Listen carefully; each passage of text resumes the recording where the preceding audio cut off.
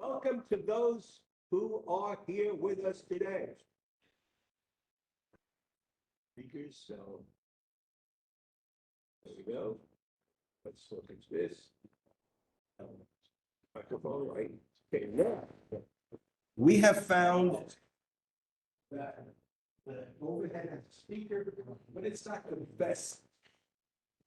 So we bought JBL5s on sale new someplace.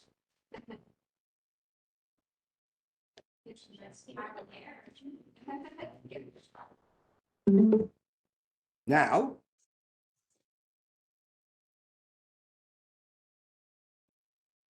okay, JBL live. Okay, Jim Neighbors, can you say something so we can hear you? Can you hear me? This is Jim. You're going good. Okay, now. Please go up first, move forward as we move into the 21st century technology.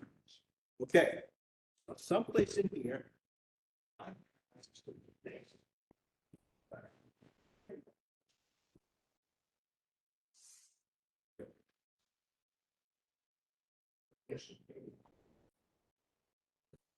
Welcome.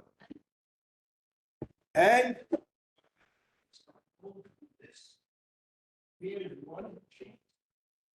We sign in. Here's another sheet. You sign it. Here's a third sheet. Let you sign it. Okay, so the next thing we do is put up the camera. So those out of the virtual world can see us here in the IRL.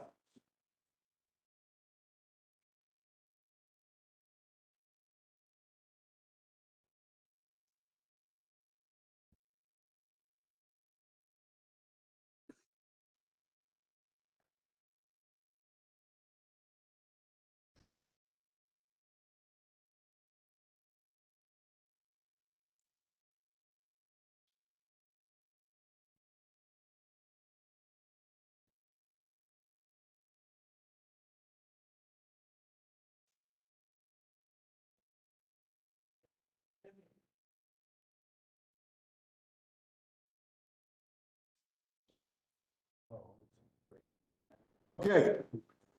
For those of you in the virtual world, you can choose to make the camera display a large display rather than one of equals.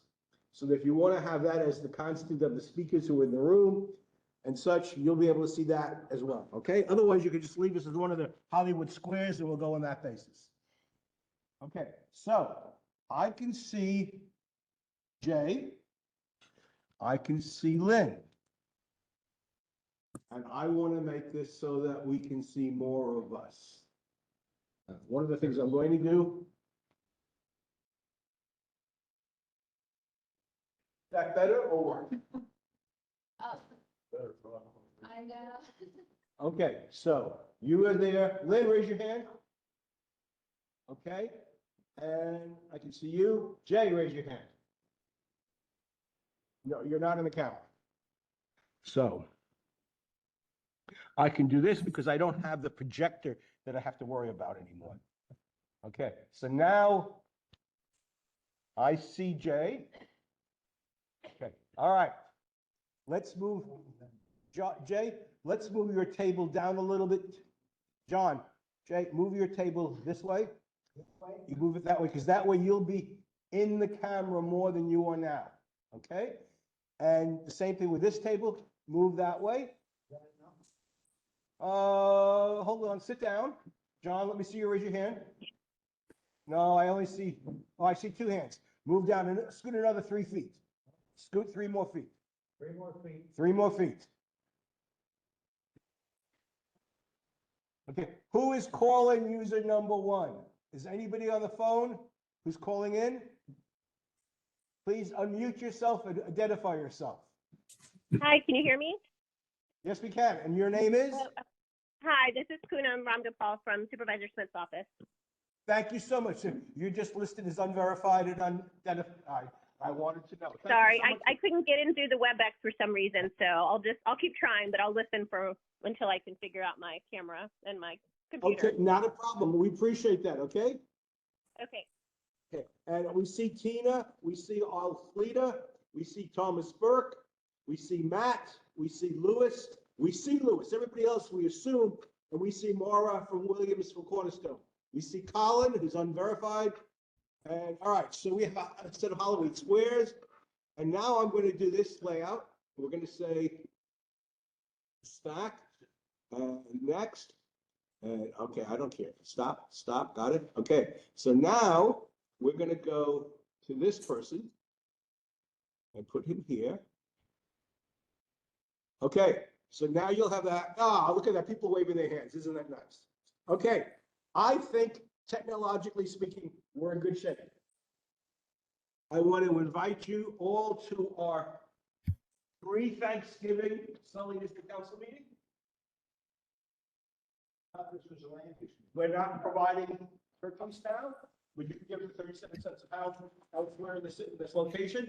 So in any case, directly hand the Fox a video, the thumbnails to see more videos. Stop, I don't care. All right, stop. X. There you go. All right. Oh boy, look at that. Okay. So when you speak, you can share your desktop. Okay. All right. So try. That's join on my image. Otherwise, you can't be a member of our presentation if they're not. Everybody else, we need you to do is. Okay, make the chatting the message reading. Fine. Why not check it out? Shut up. I don't want to hear any of this stuff. See, escape. Can I hit escape? Okay. Okay. All right. Okay. So I am going to open up my account and then come back to here. Make sure that you have signed in if you have.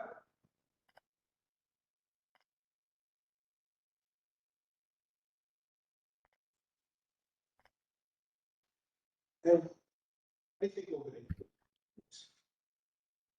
I'm going to put you up in front of the camera so people who are visiting outside and we will see. Okay?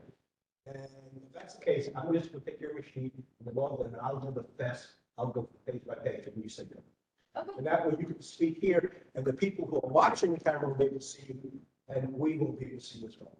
Does that work out? Stand up there. Okay. Yeah, you see what I'm saying? Yeah. Because if you're here, you're not seeing, it's better for people to see you when you speak. I did email. Well, you did. Well, then don't have to do it. I'll share it so you won't. Okay? Let me log on to my computer. Let me do this. Do this. This.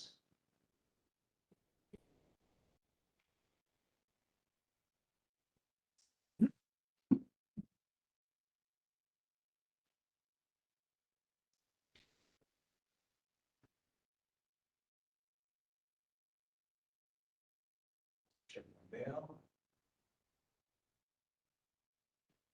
There we are.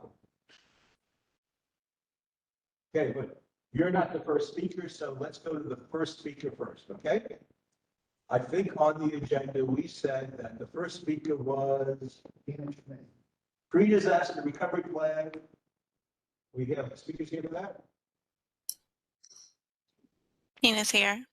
And Tina's there. Okay, Tina, you can take control of the desktop. You want to share your desk? Sure, I can do that. Sharing it, why don't you start and then share as necessary? So Tina, it's yours. Use it wisely. Thank you. Sorry, it's going to take me, I'm not used to this platform, so I'm looking for my deal. So you can just sleep in it. Okay, can you see my, We can. Does everybody see the that? Everybody in the field can see that, right? Excellent. Go ahead.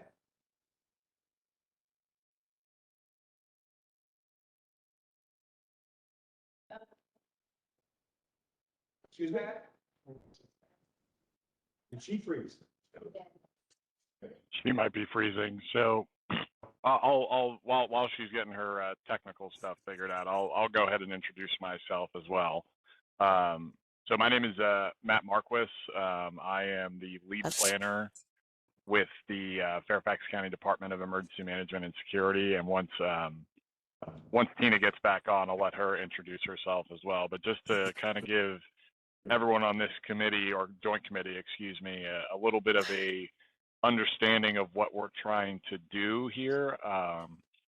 Fairfax County is one of the only local governments in the entire country that has a pre-disaster recovery plan written. So what that means is essentially our department looks at all the hazards and risks, whether they're natural, whether they're man-made, technological. So the difference between those is with nefarious intent versus just an accident, i.e. like a hazardous materials incident. But we look at a lot of different things from around the country to understand that if something really bad happens, regardless of what the boom is, there's going to be a huge need for community as well as government committees, as well as, basically every entity that makes up the jurisdiction or the community, that they are really important to the recovery piece. So what it basically is, and how this kind of translates to you all here, is that ultimately, if something bad happens that takes over or does a lot of damage to the community, there's going to be a lot of strategic things that need to be done moving forward. And since this committee is, or committees, I keep saying committee, I apologize about that, about looking at land use and transportation and how that works, there's going to be a lot of opportunities because we have a lot of different recovery support functions that focus on community services, safety and security, health and community services. So the idea is that we would try and work with the community to understand what we need to do to better improve and make the community more resilient afterwards. So I'm gonna go ahead and pull up the presentation right now while Tina's messaging me right now and saying she's having some issues. So give me 1 second and so I can pull this up. But in the meantime, I'm just going to kind of spitball some of this stuff here. So like I said, my name is Matt Marquis. I am the lead planner, and I'm kind of jumping ahead a little bit, but that's okay. I've been on the team now for 7 years. 7 years sounds about right. And in that time, I have helped develop the previous iteration of the pre-disaster recovery plan that was, lucky for us, approved at the beginning of COVID. So in April of 2020 was when the updated approved version of the pre-disaster recovery plan. So what we're doing right now is we are actually going through a review and revision process, and that's kind of where you all come in. And what we like to do, especially with this plan, is we like to provide some outreach to our our community members, because ultimately the recovery of a community is very much reliant on the what the community does, what they want, what they see. And one of the things that I always kind of like to do especially when I'm doing this type of presentation, is give real world examples as far as, what has happened previously. So everyone in here, I'm sure, knows of or has heard of Joplin, Missouri. And what happened in Joplin was, was that an EF5 tornado basically came through and devastated the community. And what really happened and why that's so important, especially when it comes to recovery stuff, is that without the community, they would have just been more or less destitute. So we use that as a case study here, and what we try to learn from is how the community was able to come together and make their recovery as good as it was.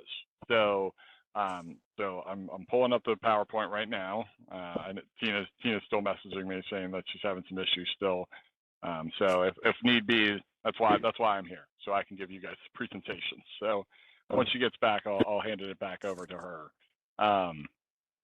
So give me 1 second as this loads. Yeah, we normally use Teams here or Zoom, so that might have been one of the issues here. Let me share my screen. You gotta be agnostic. Don't tie yourself to any one technology. Yeah, right. All right, So when I- so can you all see that? Yes, we can. Okay, good. All right, great. So, I've kind of, already provided some background and some insights as to why we're doing this. So we're just going to move forward. So again, Tina is working on trying to get her stuff up and running. So she's keeping me apprised to what's going on with that. But what we're doing here, again, the pre-disaster recovery plan. I'll review the recovery plan that's currently in use right now for the county. Excuse me. And what we'll do is we'll look at the review and revision process, and I'll basically open it up to any questions afterwards. So, all right, so those are our things right there. If we need to, we can always talk to you guys and give you our contact information. One of the things that we're going to kind of ask of you all is to look at the plan once it's done with this first draft and kind of gone through its paces with our response partners and our community partners, for you guys to kind of look at and see where it fits and if it makes sense for your more or less your RSF as well as the base plan. So I talked about it a little bit, but we do a recovery plan, and I want to really hit the point that we are one of the only, if the only, local jurisdiction in the entire country that has a recovery model. The reason that we do this is because obviously we want to set ourselves ahead of most other jurisdictions, but we understand that response is more or less easy, and I'll take everyone take that with a grain of salt because every response has its challenges. But we know, as far as emergency management, fire department, police department, all those different response agencies, you put the fires out, you shore up the building, you arrest the bad guy, right? Recovery is a lot more complicated because you really start looking at the fabric of the community and how best to, provide resources to those people, and what that is. I mean, because every single community is different, and it's just, every community has its challenges. So we do it because the national preparedness goal, ask for a secure and resilient nation. I'm not going to read this whole to you, but basically we want to be the best at what we do. So we do that by understanding a couple different mission areas of emergency management: prevention, protection, mitigation, response, and recovery from the threats and hazards in our area. So we've had incidents in and around the community, like especially out in Sully. I don't know how many of you remember the Forest Glen fires from 2018, and that day where we had, I think it was May 2nd, 2018, where we had 3 second alarm or above fires within a 5-mile radius, which is extremely rare. And the worst case scenario was that the Forest Glen community housing on Woodmere, and Tina just chatted in that she's back. So Tina, I'm going to keep presenting. If you want to hop in, whatever, just let me know, and I'll give it back to you. But we follow the National Disaster Recovery Framework, and that allows us to basically guide what we do. So we're in response. You have an emergency support function model. In recovery, it is a recovery support model, and we'll kind of go through that real quick. So I'm just going to check real quick to see if Tina, are you good? Yep. Okay. If you can hear me, I think I'm okay. Okay. Thank you. Thank you, Matt. So I'll control the slides for you. So you tell me when you're ready. Okay. Thank you. That's good. Next. Yep. I think my internet is wonky. So anyhow, Okay, you're on the graphic slide. Okay, so this is a visual representation of the response and recovery related to an incident. And you can see at the top there that recovery spans the entire spectrum and it can last up to years. And the response phase only goes into short or maybe intermediate term time frame. So disasters like the tornado that devastated Joplin, Missouri, show us why it's important to have a recovery plan. I'll share some recovery statistics from that disaster in the chat in a little bit, but just for your reference, in that Joplin tornado, 7,500 residential dwellings were damaged or destroyed, displacing 9,200 people. And then this report, as of May 2021, 500 out of the 553 businesses that were destroyed have reopened. They had 2 fire stations and a hospital that were damaged or destroyed, and 1,308 pets were displaced, and over 182,000 volunteers contributed more than 1.5 million hours of service and response and recovery efforts to that disaster. So statistics.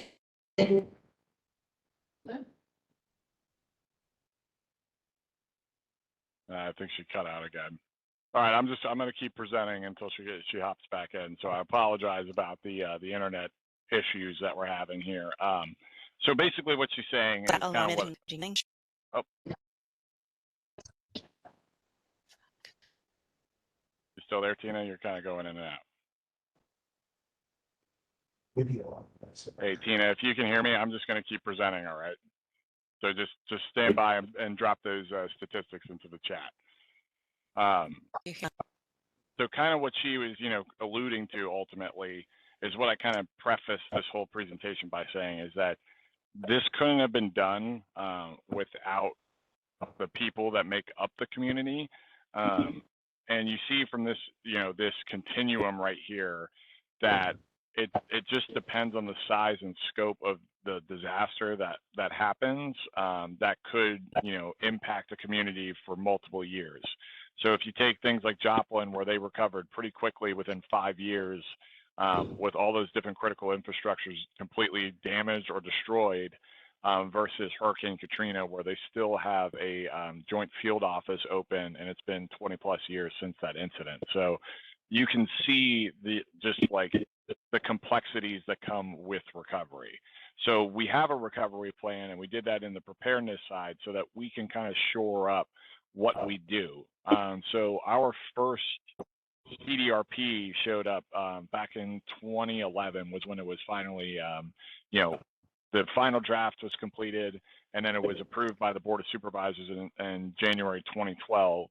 And what that did was allow for all of our partners in and around the National Capital Region to kind of mimic, but not necessarily copy, our recovery plan. So they understood what's required, but they don't have their own recovery plan. So again, this kind of puts us ahead of the curve compared to our partners on our jurisdictional borders.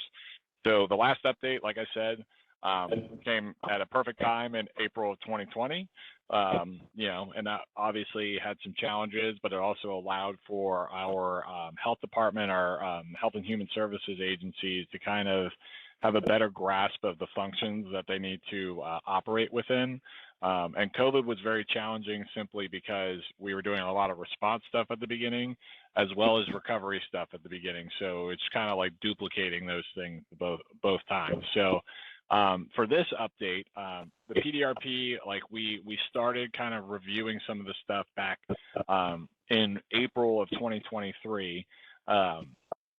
So our team at DEMS, we kind of look through the plan, we kind of understand what we want to change, whether it's just some basic stuff as far as agency names and people, all that kind of easy stuff. And then we started looking at, how some of the things that have happened over the recent history have impacted how specific recovery support functions work or are supposed to work. So we're looking at all that stuff, and we're working with our partners within the county government to better understand what they're capable of, as well as what type of emergency footing they might have. And we're hoping, well, actually, we're not hoping, we will have the PDRP, the 2024 update done by April of this year. So we do it on a 4-year cycle. Every 4 years, we'll review and revise as needed the PDRP. So 2024 will be when the final is there.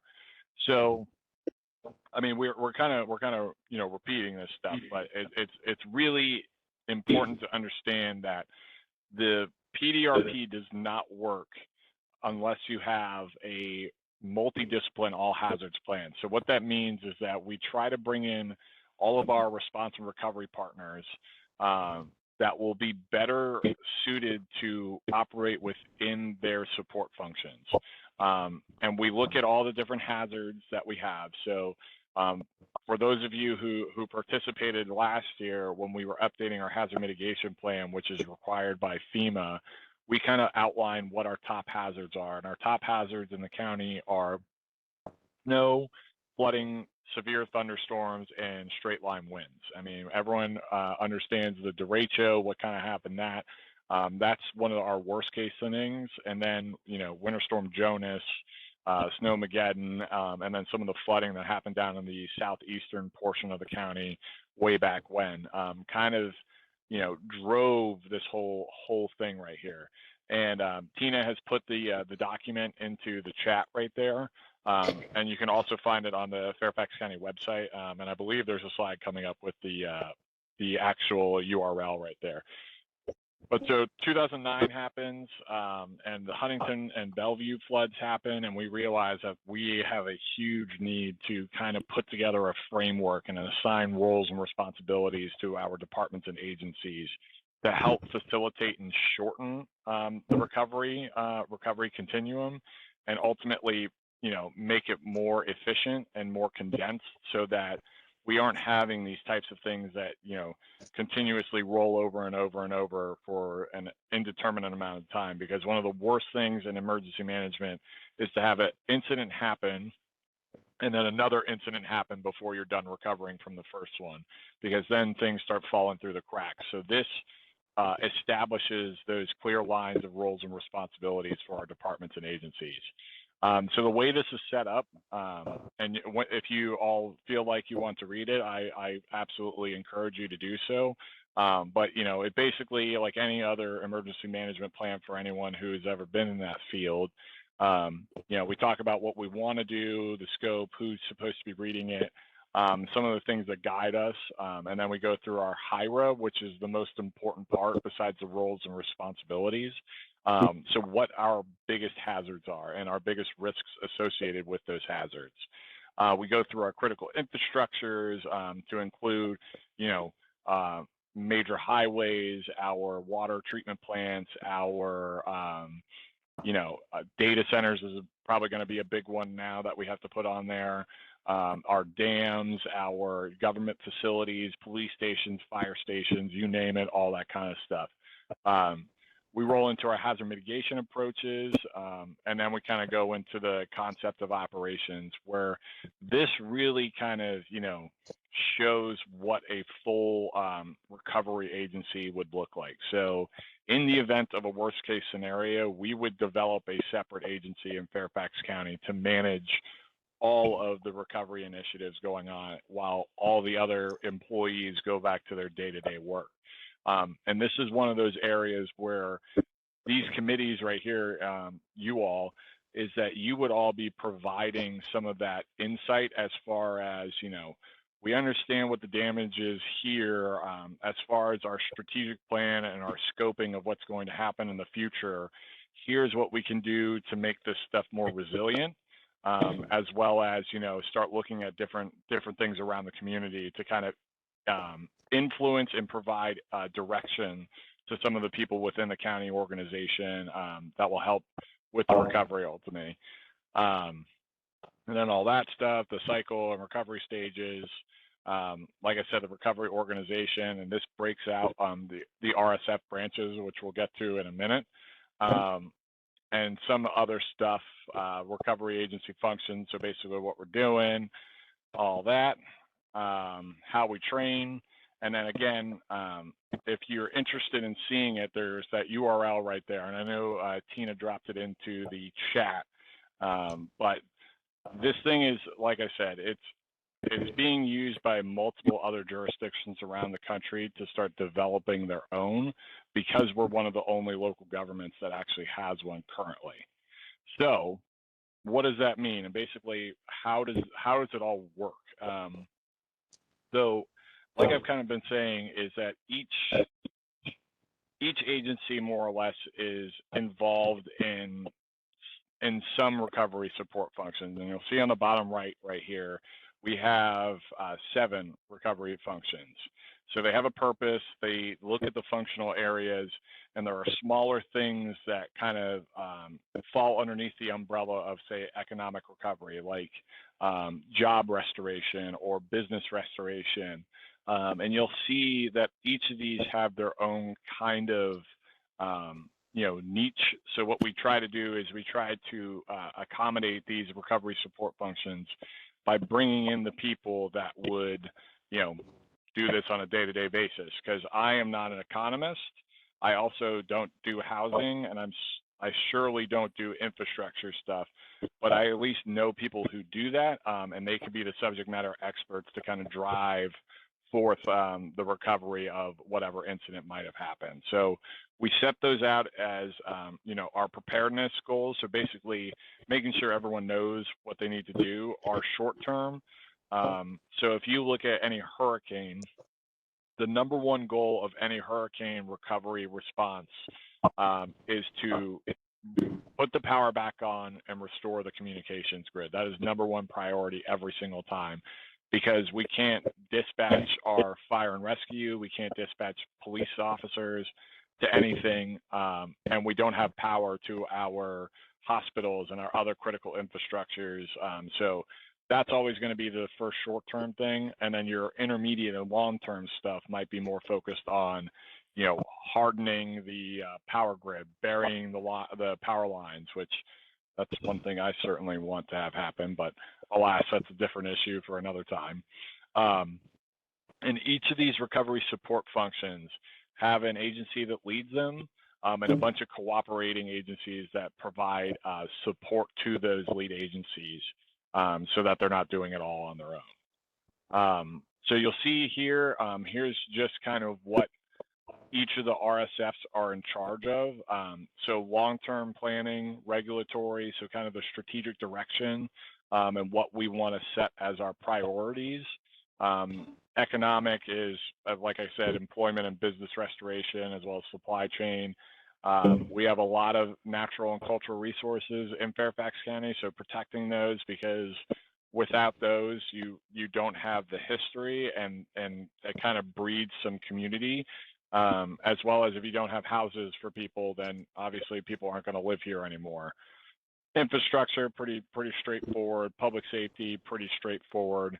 And then community services is probably the most challenging thing out of all of these, because there is a social psychology that goes with social and human services about what people need, and it's always hard to decipher what the community needs first and foremost over, and I don't mean to be crass here, but some person's pet rock, right? So we try to distill and triage those things as they come in, so that we can be better prepared to provide the necessary services to the community and the residents when they pop up. And then health and medical is pretty straightforward as well. So what do we have? We have a bunch of appendices. And again, one of the asks that we do why we do these types of meetings with community groups is that you are going to be one of the resources that we kind of rely on for some comments back on, does this make sense? Is this, too much to ask, so on and so forth. And, there is potential here that if the big boom happens, which that's kind of what we all prepare for in emergency management, is it's not if, but when, how we are going to work with the community partners to better recover, to make our recovery more efficient and make ourselves more resilient so that the next time something happens, we can sustain our day-to-day functions better and provide our services to the residents in a more efficient manner. I know Tina doesn't like this term, but everyone's heard of the new normal. I don't really like that term either, but that's kind of like what we're looking for. Say boo. We really, really want to get ourselves to a better, more resilient place, but it's never going to be normal because there's always going to be the trauma that's happened. There's going to be the scars of what's happened. So it's better off to just say, we are going to create a new resilient community for ourselves that understands the past and is willing to move forward.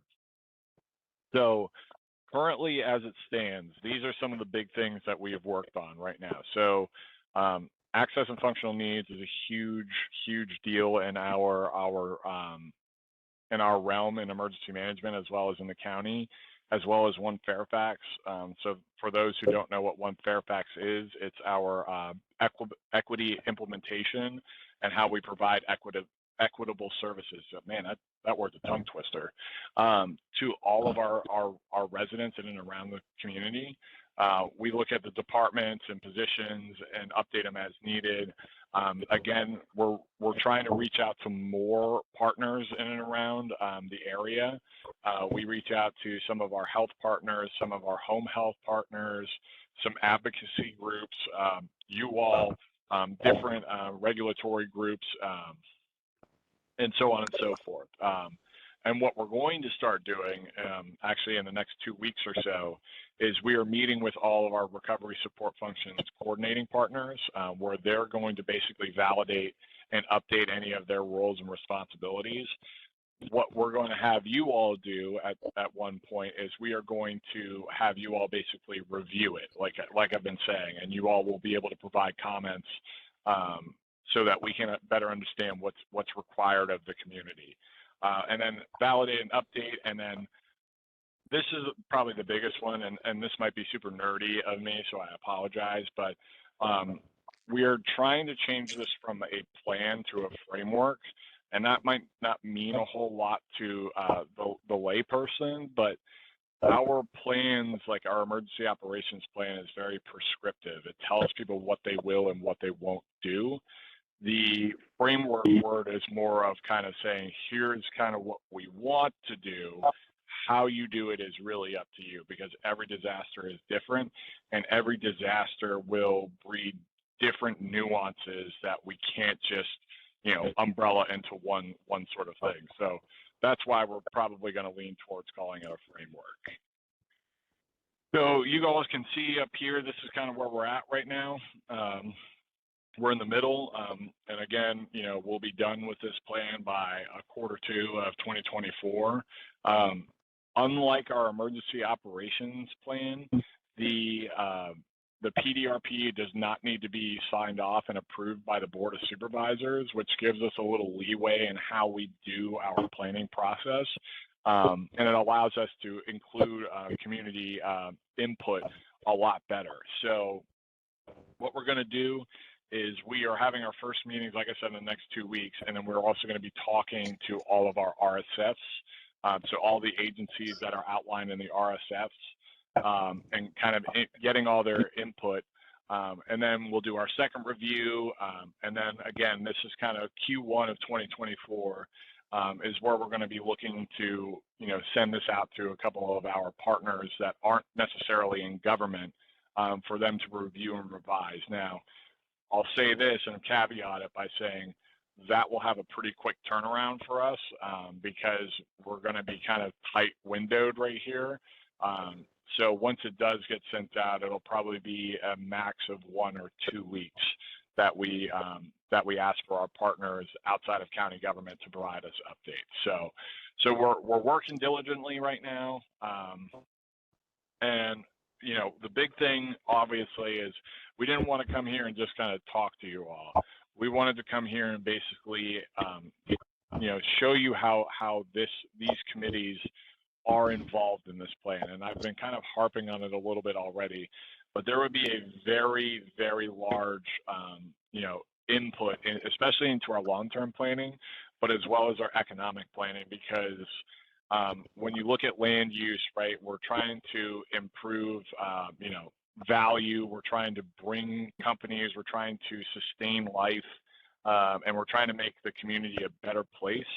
And without having the input of your committees, we put ourselves at a disadvantage, and ultimately we don't serve the people there. We would be serving ourselves. So there is a huge portion of this that would kind of fall to, I won't say completely fall, but there would be, opportunities for you all to provide your input into a few of these different recovery support functions. So like I said, second draft will be kind of where you all come in. And the biggest thing is we just want the community to be better involved in our planning processes, because our department, the Board of Supervisors and everyone that works underneath them, the residents are our consumers, and they're ultimately who we serve. And we want to know better what's required of you all to be better when we start doing this stuff. So there's Tina's information right there. She's still on here. She's chatting. I can see it. But she put my name up at the front as well, and we'll be happy to share our information. But that's kind of it all in a nutshell right there. And I will be happy to take any questions from anyone if there might be any. I have a question. Remember, go closer to the microphone. Okay, well, yeah, hi. So I'm Cynthia Shang. Couple things I wanted to ask. One of them, I'm assuming if we see any typos, we can email them to Tina for her. Yeah. So I did find a few. But one of the things that I was curious about was when you talk about bringing all the plan together in the preparedness portion, you mentioned about like the fire department and the police department and things like that. Are you involved directly with them and you're getting feedback from them to prepare you in this plan, or is that something completely separate? So yes and no. It's kind of a hard way to answer that question. So our fire department and police departments, for example, they are RSF leads. So they have a huge cross to bear, for lack of a better term, especially when it comes to some of the safety and security stuff. The fire department and normally our public safety partners are kind of go-to agencies. Because they have the response capabilities that not many other jurisdictions have. They have a much bigger workforce. They have some of the newer toys out there.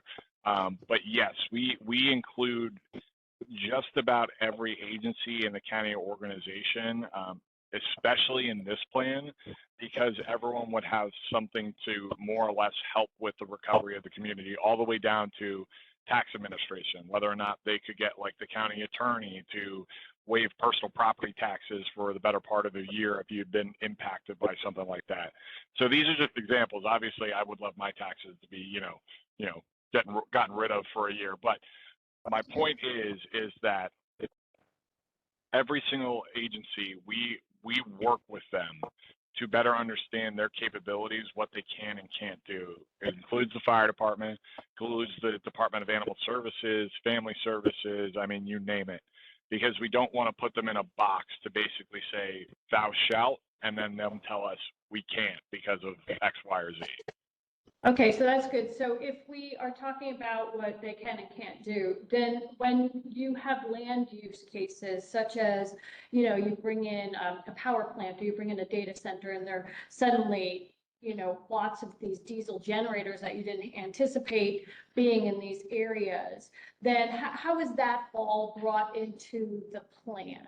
So without being prescriptive right here, right? Like that is a very specific scenario. So I can't necessarily give you the answer that you want, but what I can say is that, especially with this type of stuff right here, I'm not a subject matter expert in that. Like my wife works in code compliance, so she might be able to help me out with all that stuff.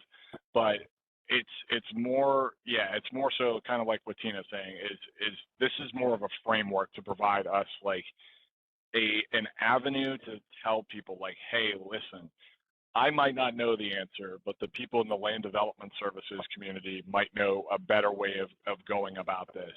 And if it's, you know, diesel generators, do we need to also include like our DEQ partners at the state? Do we need to have our fire marshals involved? Do we need our code compliance people? So our big thing would be more of directing that towards the people that are more subject matter experts and kind of helping with some of the strategic approaches right there. I can tell you this much, you know, kind of looking at some of the overarching policy and procedures that the county is going to, if we were, you know, drastically impacted by a disaster of whatever, there would be a huge push to install green, like green energy if that's what we were going to do, and anything that has less of a carbon footprint. So again, that would be just another thing that would, you know, muddy the waters a lot as far as what do we want to do, how do we do this, and what does the community need is basically what the questions would have to be answered. Right. So I guess what I'm just trying to ask is that how land use actually contributes to your process, because if we see that we've got land use where suddenly we're putting in a bunch of power plants, let's just say all of a sudden in an area, well, now you might have to worry about the fire department. You know, do they have the capabilities to handle a situation where there's a major spill or there's some contamination or what have you? So how does that play into your plan? So you kind of answered it with asking the question, right? Because so the answer would be that you all would be able to provide the insight and kind of tell us like, hey, listen, if you do this, there's going to be these cascading impacts from that. So we need to capture those and make sure that, again, that this, whatever we end up deciding to do, this helps the community ultimately, but doesn't tax our already expanded resources, our kind of our stretched thin resources, right? So because I'm not a subject matter expert in this is where some of the people in our planning and development department, they would be kind of reaching out to everyone to say like, hey, listen, we need quick decisions on, are we going to, you know, demolish these areas and make, I don't know, you know, brand new houses or something like that, or mixed use commercial development so that we can bring economic drivers back into the community, as well as develop, you know, we'll say lower income housing or some sort of program that like people could come back to the area. So this is why we're kind of like, if we were to say a plan, I could tell you exactly what we were going to do, but this is why we're trying to do a framework, because there are just boundless types of scenarios right here. And I see that. Yeah. So, and I think that's exactly what it is right there. And I'm sorry if you can't see the chat up there. But my department won't be reviewing those. That will still go through the normal channels as it normally does. But our department, the Department of Emergency Management and Security, kind of fosters this planning process. And what we also do is we are one of the co-leads in the long-term planning department. So we work with the county executive, and we also work with the planning and development to kind of look at what our priorities need to be first and foremost in the short term, then in the intermediate, and then in the long term. And once you get to intermediate or long term, there's a lot more like, you know, hey, we need to think about housing because the areas that were primarily affected, you know, made up with, I'm just throwing an arbitrary number out there, like 15% of the population, right? If we lose 15% of the population, our workforce gets diminished, our ability to do the economic side of the house, so on and so forth. So you can just see like the rabbit hole that kind of you just kind of go down. So Jim, just to answer your question, we do not approve anything. We might be able to see them, but we're not going to be the overall approvers of any sort of land use application. Yes, sir. I see your hand up there. My hand is Yeah. Yes, it's Louis Grimm. I'm the first vice president for the Sully District Council and representing the Franklin Farm community. Let me first say, very interesting presentation, very comprehensive examination you've done. But I would raise a couple questions regarding that. It sounds like you're focused just on Fairfax County. Mm-hmm. And I would say, well, that's a reasonable thing to do if Fairfax County were an independent unit of government sitting in the middle of a state. We are not. And I didn't really pick up from your presentation how all of our immediately surrounding neighbors, the counties, the cities, are being involved in this process, because water does not stop at county lines. Flow of air does not stop at county lines. Flow of traffic does not stop at county lines. Pollution does not stop at county lines. So that's my first point. Second point is you were saying, well, Board of Supervisors does not have to review, approve, accept your framework. And I'm saying, okay, well, who really then is responsible for the implementation of this framework? If the balloon goes up and things get really bad for whatever reason, who really has the political wherewithal to make something happen? Thank you. All right, so let me answer your second question first. All right, so I didn't mince words when I say the Board of Supervisors does not have to approve this, because this is not federally or state mandated. And the reason is because with FEMA, you have to have an emergency operations plan, you have to have a hazard mitigation plan, and you have to have a litany of other things. Recovery plans have never been a requirement of FEMA. So what we did is we went out on a limb basically to say we need one. Thus, we don't have to go through the normal governmental approval process. So the county executive, Mr. Brian Hill, is the one that signs this. And essentially, he is the emergency manager of the community, or of Fairfax County. And if he says the balloon's going up, unless a person wants to find a pink slip, they will more than likely have to do their jobs, or at least that's my planning assumption here, is that if it's required, then they will do that. So the county executive is the appointee that kind of promotes and pushes us to do this.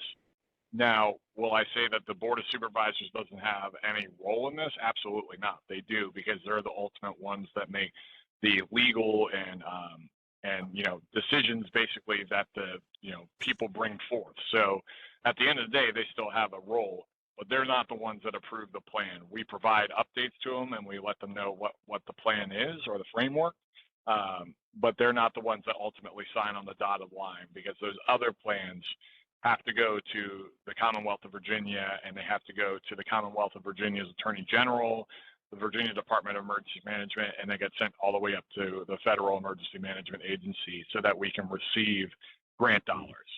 So that's one of the main reasons. Probably not the best answer, but that's the main reason why the Board of Supervisors don't sign off on this. To answer your first question, I 100% agree with you that this shouldn't just be for Fairfax County. Unfortunately, kind of using one of the parts of your second question right there, I can't make Loudoun County write a recovery plan. We provided, so kind of, this is a little bit of a non sequitur right here. The Fairfax County Department of Emergency Management planners, we work with all of the National Capital Region's planners, from Southern Maryland to DC to Loudoun County, Prince William, Stafford, all of those people. Our NOVA group is very tight-knit, and each NOVA jurisdiction has a copy of this plan, and I can't say for one way or another, but I do know that many of them are looking into developing their own recovery plans that are based off of ours. So I don't know what their timelines is. I can't answer any of those questions ultimately, but I don't disagree. If something really bad happens to us, us and Loudoun and everyone else is going to be dealing more or less with the same problem. So we have some regional interoperability stuff and operational coordination stuff that we work on all the time to kind of figure out what's what. So, yeah, I mean, I wish I had a better answer for your first part of the question right there, but it's just one of those things where we've developed it, we've shared it, and I've told people we are more than happy to assist in developing their own, and they're more than happy to come and view and be a part of our planning process to better improve theirs when they get to it. But alas, none of them have really done it yet, because their emergency management departments are a much smaller group than our emergency management agency. We're one of the biggest local jurisdiction emergency management agencies in the entire National Capital Region, if not the biggest. So that's kind of the answer. I hope I answered your question. If you have any follow-ups, I'll be happy to answer them. Well, I could go on for a while, but I won't. I'll let others comment. Maybe a sidebar conversation sometime later. Yeah, here. I'll put my email in the chat if you didn't catch it earlier, and then you can email me and Tina all you want, and we'll try to answer your questions as best as we can. Thank you. All right. I knew there was someone else who walked up in the room who had a question. Okay. Well, I think you've answered the question, because I was going to focus on it for Cynthia's sake, and then Louis brought up the question about inter-jurisdictional discussions and review. But I would just ask you to think very heavily in working with the other jurisdictions, Prince William County as well as Loudoun County, with the proliferation of data centers that we have. They are a significant threat to this area. I don't know if you're familiar with EMV, electronic magnetic faults. That could just thousands and thousands of electronics within a simple jurisdiction. A fire in one could start as a fire in another because they're so close together. We could have a proliferation of attacks by God knows who on these kinds of things. So I think from an economical standpoint, but also from ecology and everything else, we just need to take a good hard look at what we do in case that there is a spillage, a fire, destruction by other means, anything that would happen with these data centers. Because there are just too many of them in this area. We have more in these three districts than anywhere else in the entire world. In the world, not just, and you take up and add all those up, we still have more in this tri-state area, tri-county area. I can't argue with your points at all right there. So I'll try to come at that from a different approach, right? So I volunteer as a firefighter also up in Sterling, and obviously the Route 28 corridor is huge for data centers, and data centers are an evolving threat that we are really trying to better understand what the potential is. I mean, that's kind of what it is right there. And I know you brought up EMP, and we're actually doing some research of our own right now to look at not necessarily mitigation stuff, but what will be our plan if something that catastrophic happens.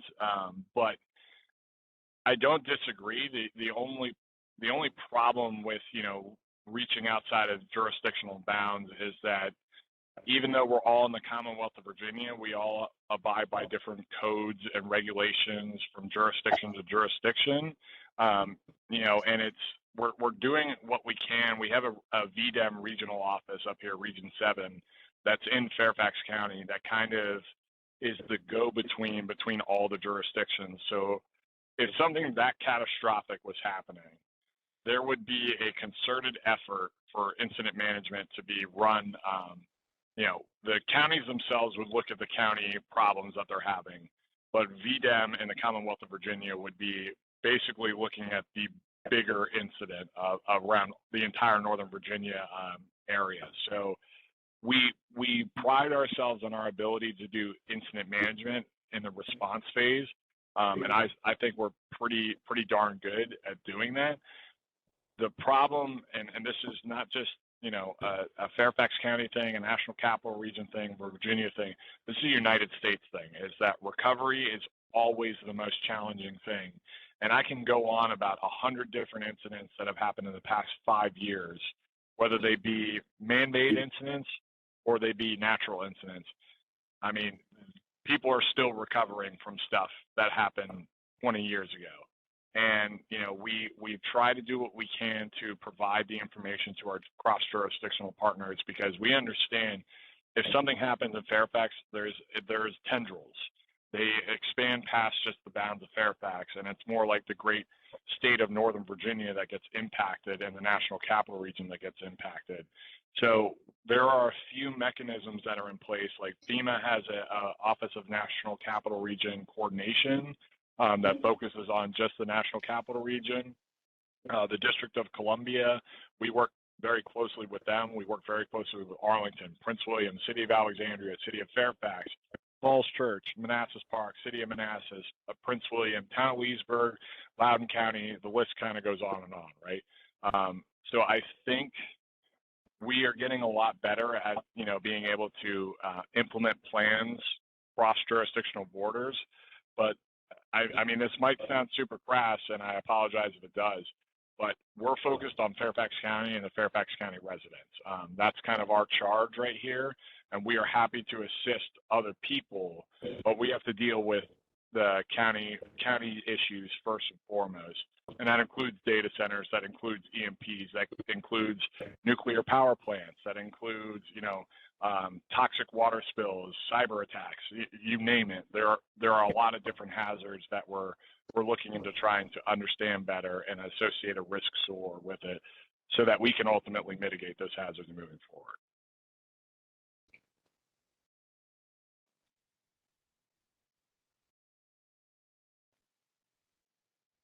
Are there any other questions?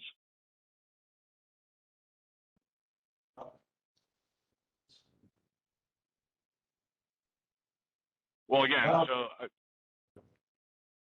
Sorry, was we're that a just trying to image back up here because we've lost you guys in terms of imaging. okay. We can hear you. Okay, so you No, can't you- hear me right now? Yeah, okay, that's fine.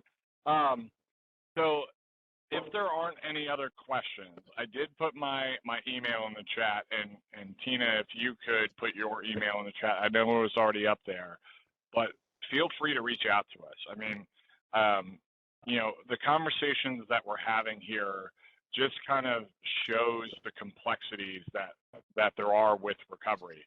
I'm not a subject matter expert in data farm engineering or you know data analytics or that kind of stuff. I'm a subject matter expert in the planning process. This is why we reach out to groups like this, because you all provide insights that I don't even know about. And it's better for us to understand what the hazards and threats are and some of the cascading impacts, because you all have the forethought and the understanding. If something bad happens, these are some of the things that are going to happen down the line that we need to better understand and better prepare ourselves for. And that's kind of the big thing as to why we want to come out to these different groups and get input from you all. So again, both of our emails are in the chat right here. We'd be happy to talk some more. And I'll just kind of see if there's any more questions before I stop talking. Yeah, sorry, Matt, this is Cynthia, and they're still playing with the imaging here, but while we're waiting for that, so if to send you, what are you really looking for? Like, do you want like land use issues that are being proposed? Do you want, you know, areas where we think there's some concern that maybe there's not enough fire department capabilities or police staffing as we evolve in, you know, land use issues and start, you know, accepting applications and approving them? What is that sort of way? Yeah, I mean, I ultimately, like, I don't know what I don't know, right? And I think, you know, where you provide insight will be more than I already know. So I think, you know, if there is a concern, you know, what we ask is that you just kind of, you know, notate it and detail it so that we can either reach out back to you or to the department or agency that would be charged with this and try to figure out like, hey, like, you know, do we need to refine the way this is written currently, or do we continue on with like a broad stroke approach, just so that we don't write specifics, but we allow ourselves some wiggle room as to how we go about doing things. So any of those options that you just provided right there would be, you know, super beneficial for us, because ultimately, like I said, and I think I've said this 3 times already, is I don't know what I don't know. And, you know, I can't guess for those types of things. Okay, thank you. You're welcome. Okay, we're going to thank you, Matt. Thank you, Tina, for being online. Thank you for everybody else for being supportive. In the interim, we're going to turn this computer this way. Right, I got a 15-inch display. I don't have my son's 19-inch one. So we can't do that now. The people virtual will still be able to see us, and we'll be able to see Tina. And if you, why don't you come out here and introduce yourself? We'll give the presentation. I'll move it forward. It'll be here. If you have, okay, we're still early yet, and we're not there yet, but okay. So why don't you come up here? Technical people disassembling that again now. But I don't think you'll be seen here. People. Certainly put the lights on. Yeah, maybe we put the lights on. We can put the lights back on. There we go. Okay, we can put the lights back on. Now you won't. All right, so there you go. Well, you understood here. Make the presentation is the beginning. Well, every start with video. Okay, we're doing that way. You're right. And I'll share my. share your screen. Okay.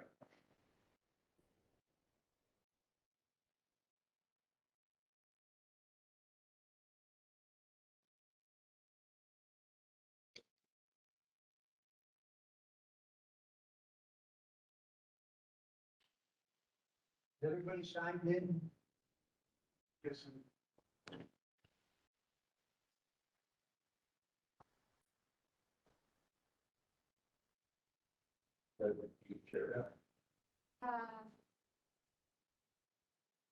What are you doing now? I'm gonna sort around with this.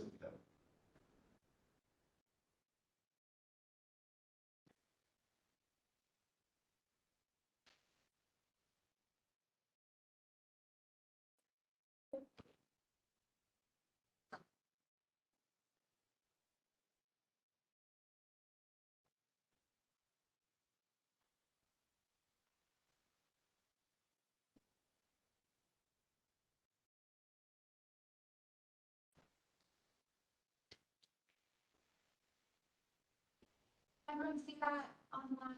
Oh my God, that's. It's, Yeah. I want to get with, focus on the PowerPoint. I mean, Yes, I can. well, in the meantime, I'm the Planning and Development Department. And thank you for having us here to go over the Cornerstones plan amendments. And the applicants are here online. Okay, great.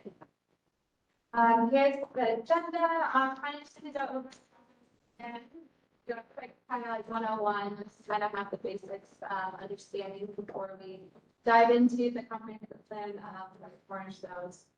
So we're going to, I'm just going to go over the conditions, and then the applicant will present the plan amendment, the more detailed proposal, and then I will end it with some high-level staff considerations and then a timeline for the schedule with this plan.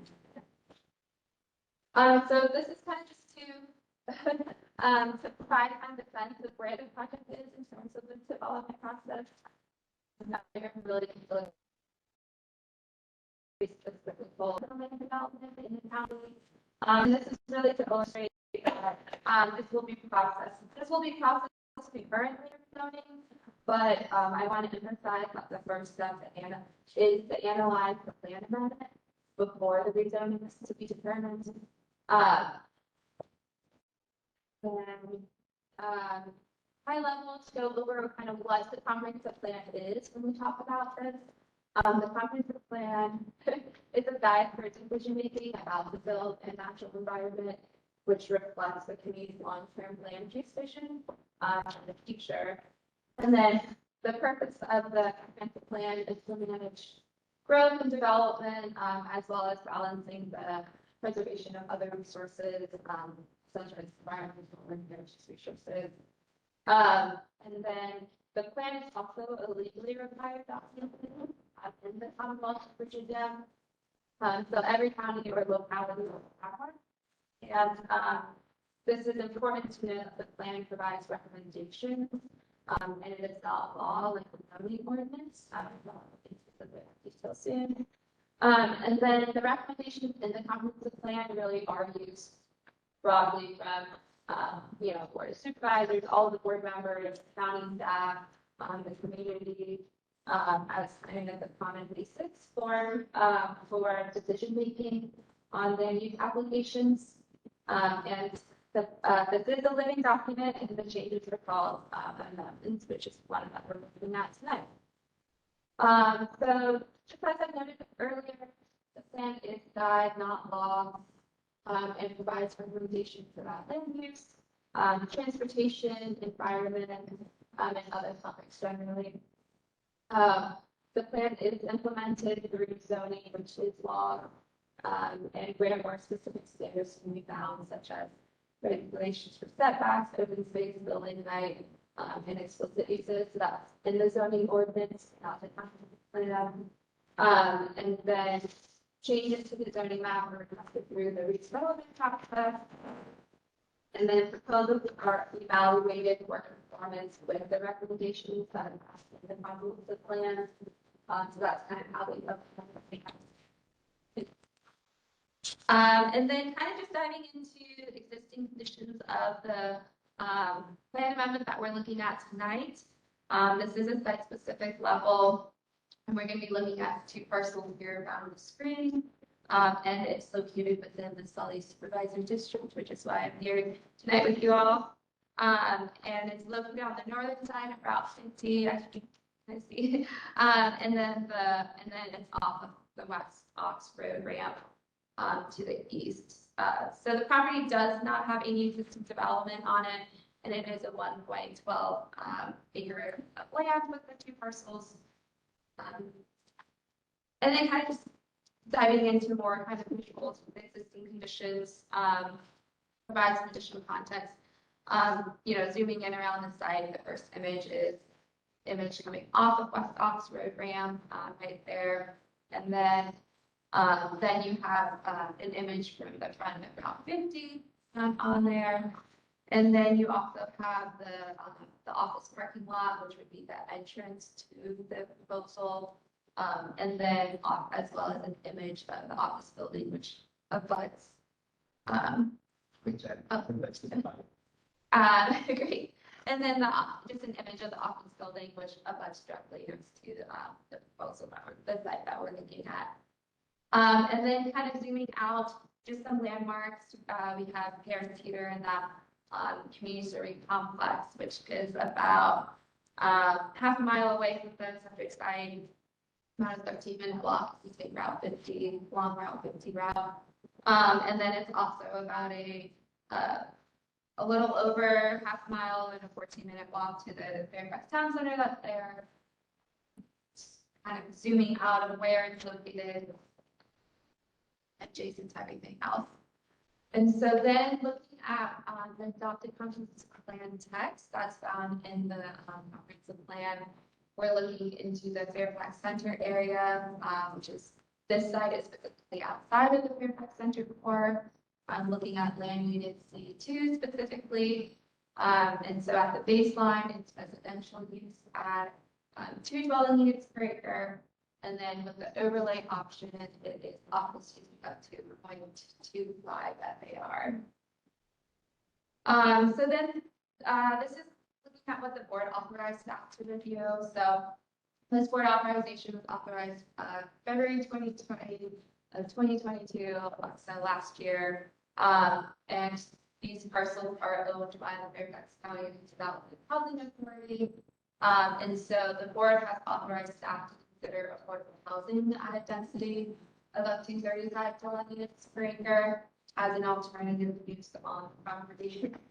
And also with the board authorization, a noise impact study with DEP and group of environment. And so now I think I'm going to turn it over to the applicant to go over the project. I'll back to that. You have a different presentation or is this part of? It's part of our presentation. Well, thank you very much. My name is Lynn Sparkle, Walsh Coaching, and I'm a little bit of the weather tonight, but I apologize. With me is Paul Brown, also Tony Bessie from Fairfax County Redevelopment and Housing Authority. What do you do this one? So we put the camera face on here, so I want you to be here. So that you're now in the camera. See, now you're both in the camera. Okay, great. And before you were, talk to the camera. Talk to the camera. I thought we were Talk to talking the about the microphone. You look great. So I'll try to keep my voice up. And I think we're going to start this evening. I've been working with Cornerstones for a number of months on this proposal. As was mentioned, the property is owned by the Fairfax County Development Housing Authority. And I'm going to turn it over first, I think, to Carrie Wilson, who should be on the line. And she's going to talk a little bit about the need for this type of housing and a little bit about Cornerstones in general. So Carrie, are you there? I am, and can you all hear me okay? Yes. Yes. Great. Thank you. First of all, thank you so much for your time tonight and for having us here. I do have my colleague, Maura Williams, who handles all of our housing and community programs, is also on the line for later. But just a little bit of background, Cornerstones, for those of you that may not know, Cornerstones is a nonprofit human service agency that has been working in Fairfax County for 53 years now. We were Rest and Interfaith when we were founded and gradually have grown, excuse me, beyond the borders, and we provide affordable housing. We do own and operate affordable housing, provide shelter, and all number of wraparound programs, including addressing needs for food, job search and placement. We provide affordable childcare, and we do a lot of work in neighborhoods doing community building. And you can see on the screen just a little bit of our approach to work and partnership with the county. We really have been looking at, how do we create opportunities for all families to thrive? And we heard the previous presentation, a little conversation about One Fairfax, which really is looking at how do the needs for across the program. So we're excited to be here tonight to sort of introduce this housing program. And if we go to the next slide, I think I'll talk a little bit about what we're trying to do here. Just by word of background, I am the co-chair of Fairfax County's Affordable Housing Advisory Council, which was convened by the Board of Supervisors to really look at the variety of housing needs and sort of the impact in our community.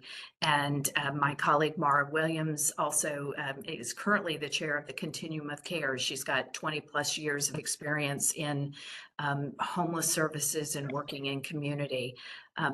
Permanent supportive housing and the work that we want to do is really foundational, providing housing for people that really have been vulnerable, chronically homeless.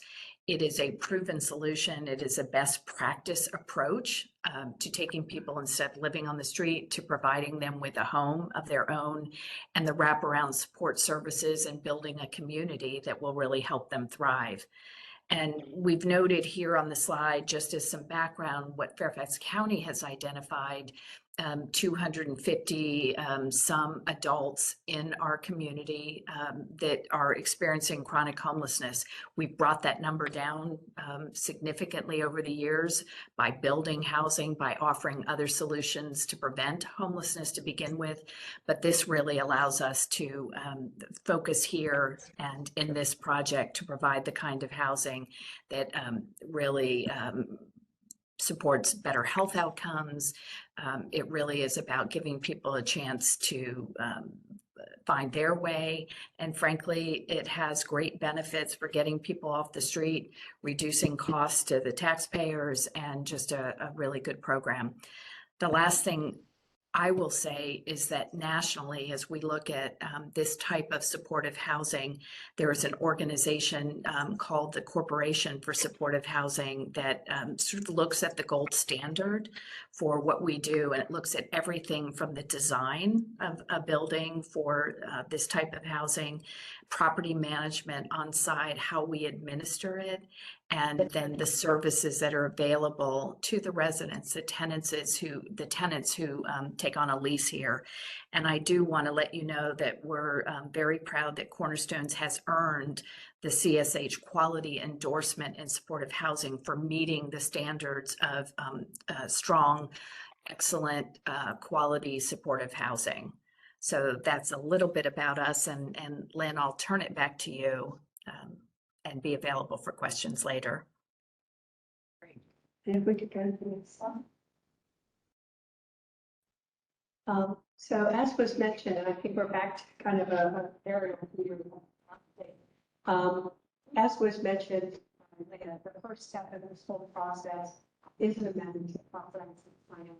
The parcels right now are zoned C8 and R1, and plan for either residential or office, but not really for this particular use that we're seeking on the property. So the first step is planning, and that will be closely followed by a rezoning application. And we have filed that rezoning application with Fairfax County, and it's being processed concurrently with the plan amendment.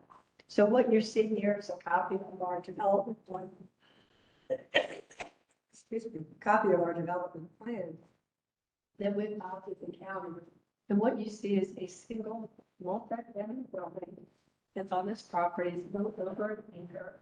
It will have surface parking, and it will be served internally from the road adjacent to this parcel. And this is a rendering of the building. And what we see here is the building being proposed on the site. So it will be up to 34 opportunities for people to have a home. So these will be single occupant units. Sorry, single occupant units, which really is an underserved demographic for homeless individuals in Fairfax County. So there's a real need for this type of housing, and it's really going to be provided in a high quality building. If you want to go to the next slide. I'm sorry, when you say single. So in other words, Fairfax County has had a lot of opportunities for families. To address needs for families. Right. But there are a lot of singles out there. Really are. That also single occupant units for single individuals. So they will expand that. Look, there'll be very small efficiency or one bedroom units with full kitchen for a typical apartment, extremely small, but they just expect it to be only one person. I see. So it'd be more like a hotel suite. A little larger than that.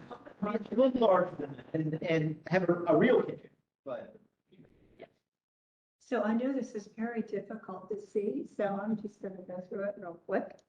So this building, as I mentioned, will be have housing for up to 34 individuals. They are person households. We think they'll all be one person households. We also have space here for management and also, provide amenities for these individuals. So it will be, more than just a place to live. It's for people to have services provided for them and hopefully allow them to, to thrive.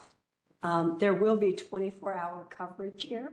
So there will be someone here 24 hours a day to assist with the residents and provide them services. So there will be on-site property management.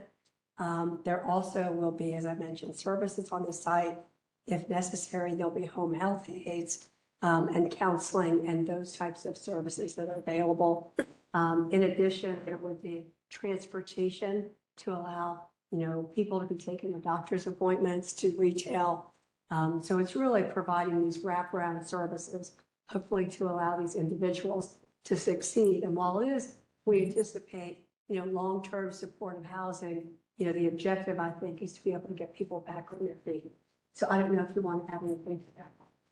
I don't think so. I think that's a great overview at this level. We'd love to answer any questions. So if we could, I think there's a couple more quick slides here. I think the next slide is just reiterating, as I mentioned, the property is currently zoned C8 and also R1. We are proposing a rezoning to PH 30, so planned development housing up to 30 dwelling units per acre that will be able to support this single multifamily building. So in addition to the comprehensive plan amendment that Fairfax County is processing, we will be processing a rezone. And again, those will go hand in hand, going through that evaluation process and coming forward to public hearings. And we are hoping that these will be coming to public hearings in May of next year. And that's going to be important for us because of some of the financing and tax benefits that we can avail ourselves of. So we're really hoping to get this done in May of next year. If there's some questions, here's a question. Yes, I think the housing authority, I think that parcel was between 2004 and 2008. And I was on the housing authority at the time. And there was a question if there were old buried gas tanks there, and they didn't know. Did you ever determine if there were? So I think it came into the county most recently, and then the county deeded it to the RHA not too long ago. But you're right, it was formerly a gas station. Tony Essie from. Did they ever dig up the gas? Yes. Okay. Yes, there was a gas station there and a tank, and that's obviously gone, and they remediated the tank, or removed the tank, remediated the soil around it, got a clean bill of health on the site for that. Okay, I just thought I'd mention. Okay. For some of the chat questions, it shows 3 stories. Is that the height limitation? That is the expected height. I don't frankly know the limitation in the zone we're proposing, but I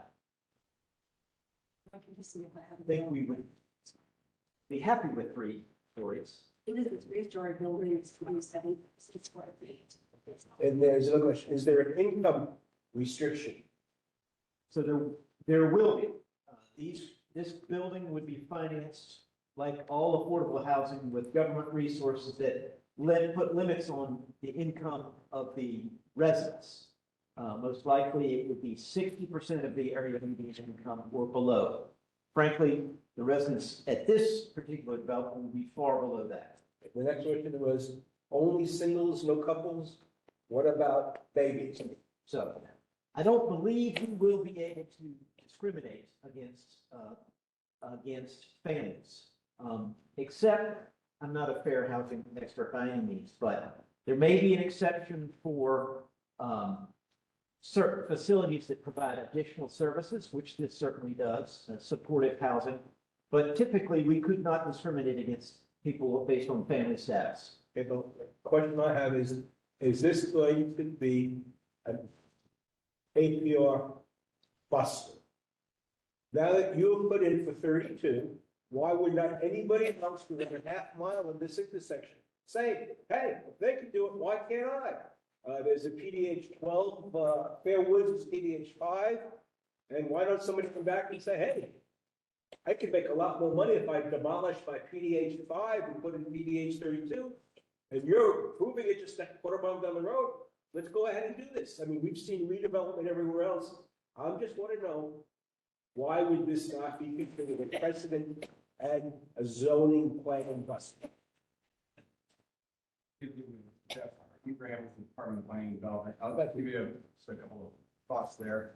This particular site is one of the few kind of remaining wooded parcels in the general area that doesn't have any sort of specific use on it right now. It has a plan already for 2 units to the acre, or a 0.25 floor area ratio for office use.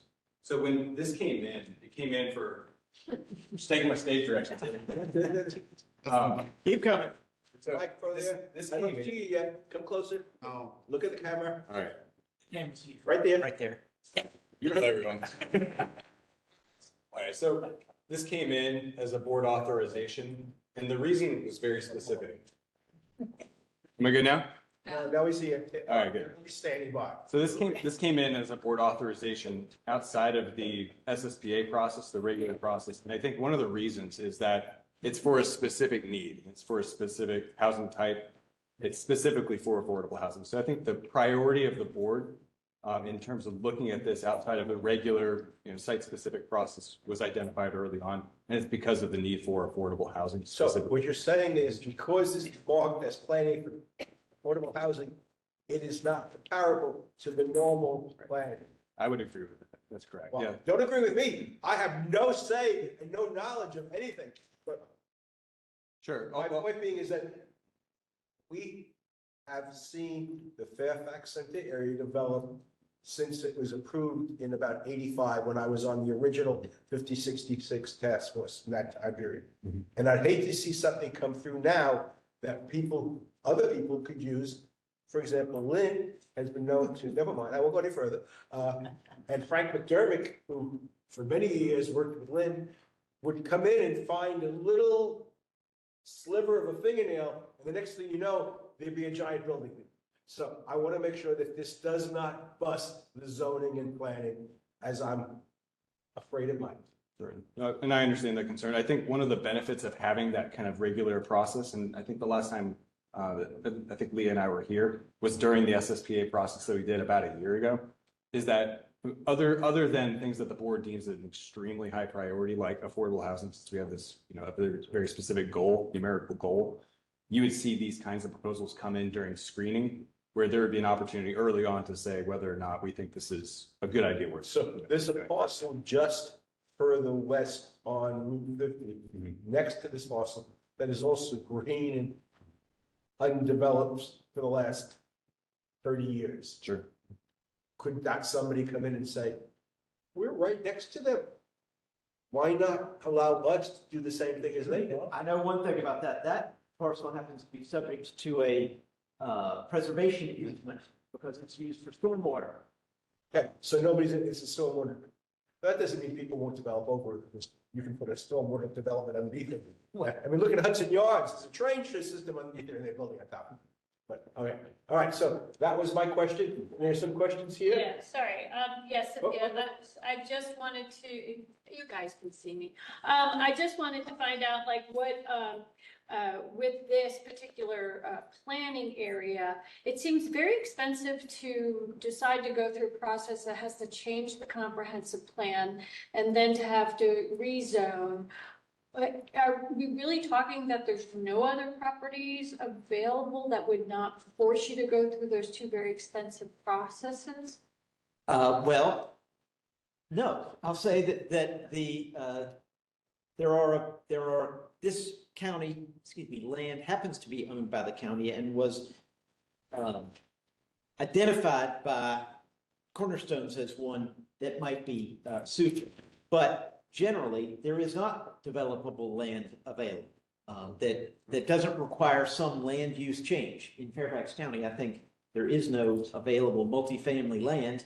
It all has to have the land use changed to some extent, at least available at prices that Cornerstones can afford. One of the things, the features here is that the RHA, the Redevelopment and Housing Authority, will lease the property to Cornerstones for a nominal amount for 75 or 99 years. So it is a affordable piece of land suitable for affordable housing, and there just aren't any others. I assume these are for purchase. The homes are for purchase. They are not. Okay, so. What are they? Rental. Rentals. Rentals, yes, So they'll be renting based on their income. that's right. Okay. And how often are the incomes verified? At least once a year, unless there's a change of circumstances, but every year. How would you know there's a change of circumstances? Well, if the tenant told us, would be one thing, or told the management company, or if the management company had a reason to believe otherwise. Or the next door neighbor ratted them out. When they drive in with their Lexus instead of the Toyota? Yeah. Okay, I'm just thinking, all right. Yeah, there's 24-hour security. There will be 24-hour staffing, somebody at the desk, really, who could call security. There will not be a guard there. It'll be more like a concierge. Okay. My assumption is they're not live-in concierge or live-in? They are not. They're not. No, So it's a management company locally that's gonna take that's right. a contract with Cornerstone That's right. to manage this facility like it was homeowners association. Exactly. Okay. How many miles to the police station? It's not that. That's pretty.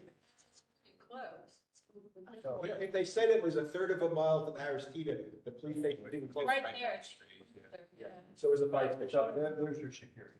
And another question is it family income or individual income? So let's say somebody marries, have a fiance, live-in couple, does the Household income. house, so it's household income.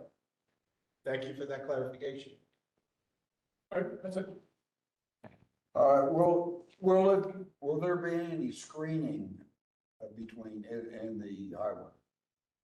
Yes, there will be. There will be landscape screening. So the plan we show you here, it's really hard to see, but it shows a lot of parking.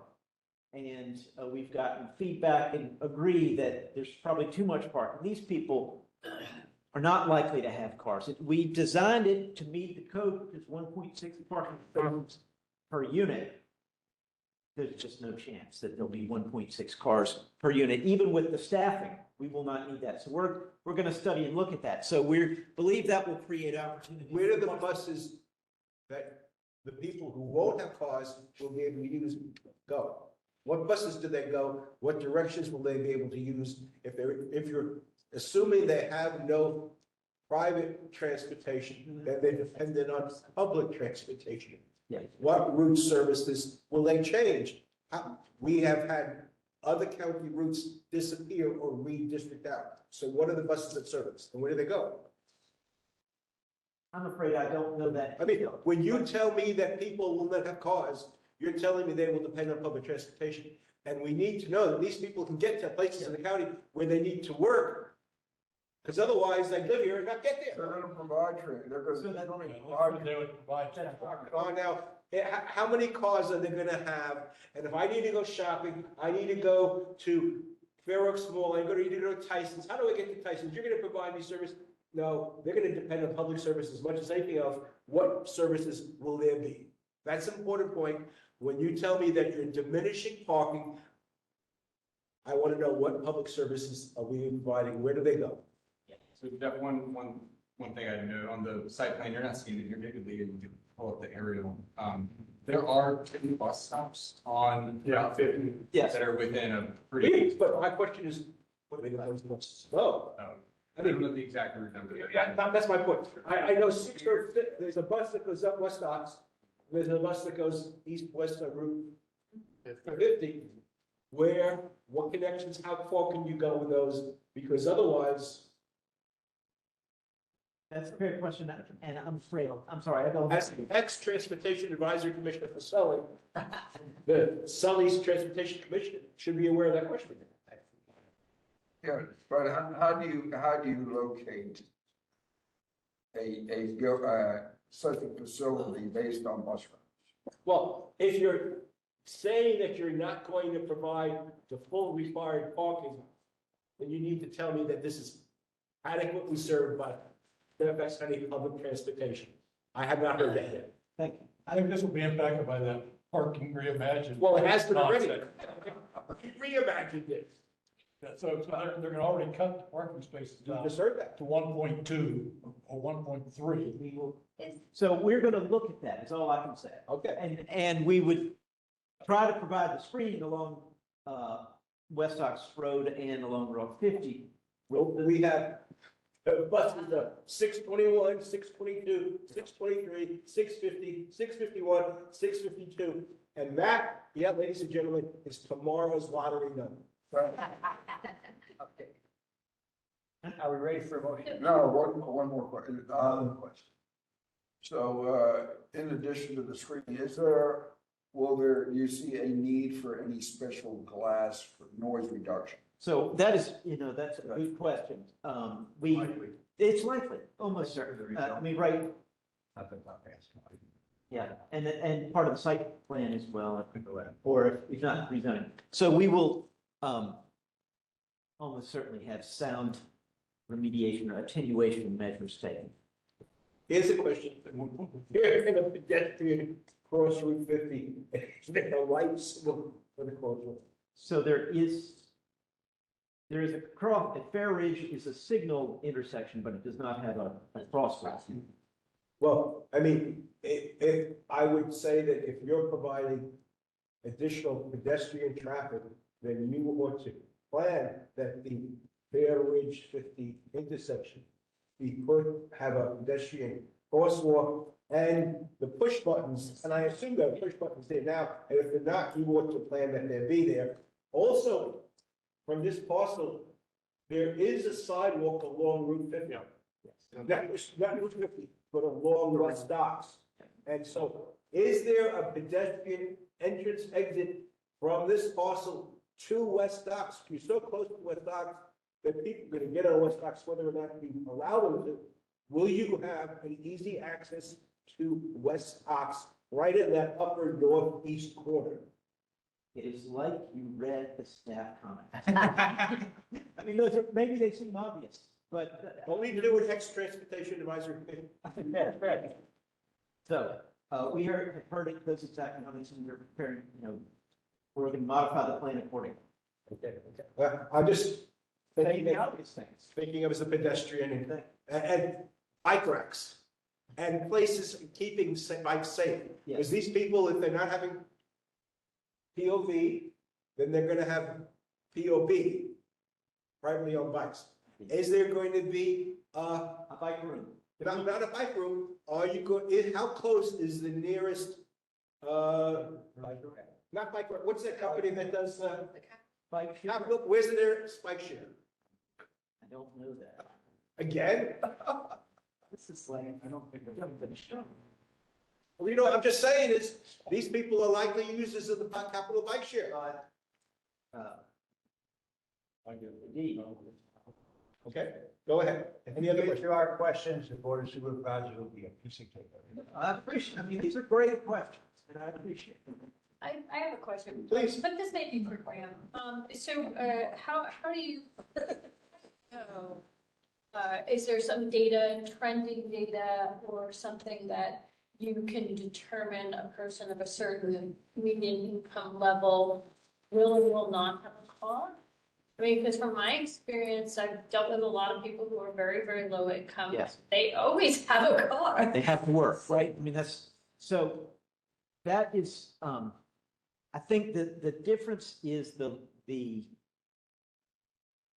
folks that this is intended for are formerly homeless, and are. And they used to live in their cars. Many of them who were formerly homeless, the only possession they had was a car, and that was their home. So just because they're homeless doesn't mean they have a car. Look at the lot next to the rest of the library. People park there.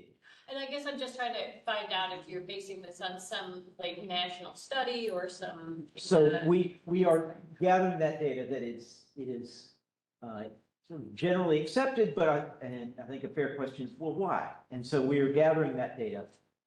There was a recent case I know of in the city of Fairfax where a similar permanent supportive housing complex like this was developed with a parking ratio of well less than one space per unit. something like 1/2. And where was that located? That was located, on 29 in the city of Fairfax. Fairfax Circle. Fairfax Circle, just, Center? that's right, just up. It's right next to the Wawa that was recently built. Yeah. On Fairfax Boulevard. And Draper Drive. So you were saying though that So they have additional data that I've requested to justify that. But Okay, here's a comment from Karen Wilson from Cornerstones, who says, "We will look at transportation needs of tenants, access to bus stops, and have a van to provide transportation or rely on and fast transit support." And somebody said, "Don't skip too much in the parking lot, because some of these people depend on the car to get to work, the jobs are nowhere near transit, or they have to roam about. If the building is jam-packed with people with starved for parking, it's going to be stressful for the residents and impractical." That's a quote. If I could just make a few comments. Please. This is Mara Williams. I'm the Vice President of Housing and Community Services at Cornerstones. I just want to explain a little further the population that we're going to be serving. The chronically homeless population are all people who have some sort of disability or disabling condition. They're either physically disabled, have an intellectual disability, a mental health or substance abuse disability, and they've experienced homelessness for 12 months or more. The majority of them are over the age of 55. Most of them are collecting Social Security or SSDI. And so we don't have a huge working population. If they are working, they're not working full-time jobs. And it's accurate that the majority of those folks do not have cars. Some of them do. And some, as someone mentioned, some of them sleep in their cars. But others do not have cars. They rely on public transportation. They walk a lot. We don't have a huge population of bike riders in the region that we are in. So that just kind of gives you a little bit of an idea of who we are serving. It is an older population that's probably going to age in place, or they're eventually going to move into assisted living or some other more intensive level of care. And so their mobility is more just walking around and going to the store and just exploring their community, and not so much getting in their car every morning and driving to work. and if you're some that do work. I'm sorry. So if your demographic is this older aging community to age in places, they're going to be elevators or some other ability. Yes, absolutely. I assume those that are living there are US citizens. So, or will it be open to anybody, regardless of nationality, regardless of citizenship? We'll be financing this project under the low-income housing tax credit program, a federal program. It does not require citizenship. We'll also have a significant number, we think, of project-based housing choice vouchers through the Department of Housing. That does require citizenship or legal residence. So I expect that we will have legal residence. Okay. I'm not saying don't have it. I'm just curious from the standpoint. Population. Yes, sir. A request not for a comprehensive plan, but for the rezoning, to come back. Yes. Take a hard look ahead at a lot of those units with universal design criteria. 100%. Oh, that's great. Approved. Thank you. Thank you. Okay, so you don't need to have us approve the APR or the rezoning this time. This is just a heads up. When will it be coming back? Do they need to come back? Yeah, I mean, we don't know what it's gonna look like. They're giving us a heads up, saying, forewarned is forearmed. Well, no, I think you're getting the plan amendment confused with rezoning. No, that's gonna happen simultaneously. This is just a heads up that it's coming. It's gonna happen simultaneously with rezoning? Yeah. Oh, okay. But it's still, we're doing this for information and so we'll come back. So, okay, you have a question, Jim? Yeah, I have a slide at the end that will Okay. go over the timeline. Please. Okay. That's it. Okay. So now I'm gonna have to schlep the projector. This is just to go over, just looking at the quantification again for the comprehensive plan. We're gonna be looking at the residential use of 35 dwelling units per acre. Like they said, they're proposing 34 units. So this is what the comprehensive plan is gonna be analyzing. And then these are kind of just some high level considerations that staff are considering for the comprehensive plan amendment. So a noise study was completed for this, and it will be an important factor to consider, considering where it's located with the busy roads right there. And then as well as ensuring residential suitability, given the parcel size, the slope topography and the site location. We will be looking at the buffers and safeties that will be provided for the site, considering where it's located again. And then pedestrian connectivity, like we've been talking about, that will also be examined to ensure those living here will have access and mobility to nearby communities serving retail and public transportation. And then tree preservation and open space will also be a big factor, considering that it is currently fully vegetated, and they're proposing, to raise most of it for this proposal. So these are kind of the high level considerations that we are going to be looking at, and we were discussing today earlier. So it's great to see that they're kind of in line. And then going over the timeline here, here's kind of a snapshot of the timeline. So the next step is we are going to go to the community as in January. And then we'll be coming back to the Sully District Council to present recommendations in February of 2024. And then there will be a staff report. We're anticipating to publish a staff report in April for a May 1st Planning Commission hearing, and then a May 28th Board of Supervisors hearing. And like stated earlier, this is running concurrently with the rezoning. So we're anticipating that they will be heard together at the same dates for comprehensive plan amendment and the rezoning as well. That's our anticipation. So let me make some summary comments that I think of. When we will look back to you in 3 months' time, and 3 months since we come back. But if you could do anything to keep some of the vegetation and trees that are currently growing here, you'd be better off. Raising trees and then planting little trees is just a crying shame in every sense of the word. And when you drive by the lot now, there might be some shrub plants, but there are plants worthy of keeping that you should plant and do so. It's just a horrible thought to not be able to do that. And the other thing, and I know that I mentioned this to somebody else back when they were redeveloping the Dominion Power Facility near the Harris Teeter. Give these people the old-fashioned shopping carts, not the one that you push when you go to the grocery store, but the ones that look like people used to take when they brought their laundry in. They're about this wide, and then you could put bags of groceries in, and you can wheel them about.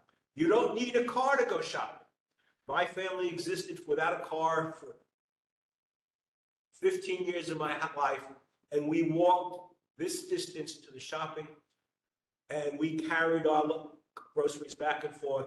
We didn't need a car, we didn't own one, and we didn't have to steal their nice four-wheel drive carts. But if these people had one as part of their provisions, or they could check one out when they needed it, it would make shopping at Harris Teeter or at Safeway so much easier, so much more convenient. We want to encourage people to use their legs, be healthy, and not depend on fast trans or buses. Those things are, I can't imagine they cost more than $20 or $30 a person. If you've got, how many residences here? 30. So if you had 10 that you could check in and out, the people would have them. And maybe each parcel doesn't need to have it, but to have it available, people would use it, and it would be a benefit to them and to the greater community. That's just a a guy in New York who used to shop like that. What? Those are European clerks. They're New York coins. I don't know if they were at least flushing cards. My family, and we can carry 6 bags, and then my brother and I and my father can carry 1 bag either, or so we could have a total of 9 bags going home. My brother would have a little bag. I always thought I could carry the bigger bag, and my father took the biggest thing, right? But we could do that. And my thought being, it would be beneficial to these people as a thing. And with that, we're going to wish you a happy Thanksgiving. And we look back to see you in a quarter of the year. Okay, next, and I'm sorry to extend any longer than this, but hey, we always try to provide good feedback to the people who come. Whether we do that or not is something. So I hope that worked out. That was great. Thank you so much. Okay, so what do we have tonight? Well, now we have, as I mentioned, this is tonight, we're talking about expanding the Costco hired from here in Chantilly. And now, why don't you stand right over here where this lady is? And you're right next to her. I think if you stand next to her, sit in one of those seats, you'll be able to be seen. And the people in the back, move up from the peanut gallery so that you'll be up close, okay? So the slides are not going to project, is that? We can't figure out how to turn that sucker kill us. Good. Thank you. So if you can figure out why that, oh, what'd you just do? Oh, look at that. You have it.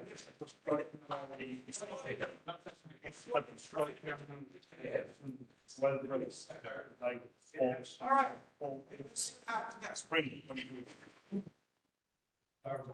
So you can still project, no, Oh. I didn't. I've got this up on my phone, so I can. There we go. There we go.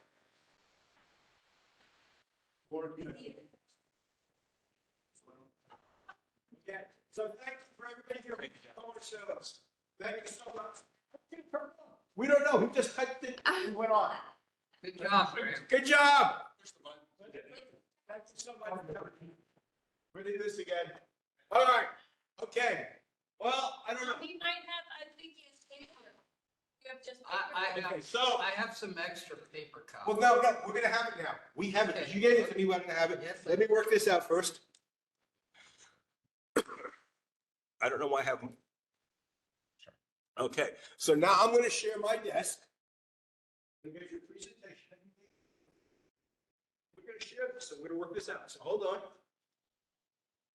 No, it won't be that long, thank you. None of this, I'll be brief. I understand, but I'm gonna go back to Foxfire. And now I'm going to say here, and I'm gonna go to this one. Do you want to see the plat, the expansion justification, or the presentation? Just the presentation. Should be. And there it is, right? Yes. Okay, so you can see the presentation, just go before, back, sideways, up and down. So I'm David Houston. I'm a zoning attorney with Bean, Kinney and Corman here tonight on behalf of Costco. With me tonight is John Alvarado, Director of Real Estate Development with Costco. You've been here before. Yes, sir. Yeah, we've all, and Bill Pryor with Colliers Engineering, who created this nice PowerPoint. We were all here, I think it was last November, because we were expanding the gas station. So as soon as we got that, We have yet to see that. the site plan is in, soon. As soon as that was approved, then they moved on to the next project, which involved expanding the existing tire center by 1,075 square feet in order to add one more service bay, which would allow them to basically service 10 more cars a day for new tires. But the it's like 50 a day customers now. The slight increase will also allow the wait time to be reduced, so they're becoming more efficient. Jeff, you can pop slide down. Everybody knows the site, so you can scroll down, Jeff. That's the aerial, we all know. Keep going. That's the zoning is C8. Existing conditions, which you can't see, so keeps going. That's the existing tire center, which has 4 center bays and a nitrogen inflation system, which is outside. That's an aerial of it. The existing stormwater management goes off-site at that location. And here's, let's stay here. On the left of the screen is the existing, actually, small port well for the people watching online. I can make it bigger, see? Yeah. So this is the existing facility. Right here are 3 parking spaces and also a space for the tire inflation center. And then if you can shift to the right at this one. So this shaded area right here is the expansion, which I said again is 1 additional service bay and some storage space. And then the tire inflation moves down slightly. And that's essentially the project. If you could scroll down, just, yeah, right there. And so part of what we're doing here is we're also adding 5 parking spaces right there. And then LID, stormwater management facility right here. When you say post striping, what is that? What is that? Striping? Yeah, the wording right over here says striping.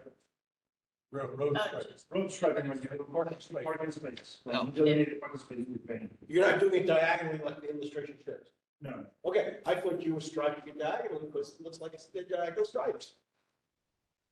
So we're losing 3 spaces with this addition, and we lost 2 others with the gas expansion.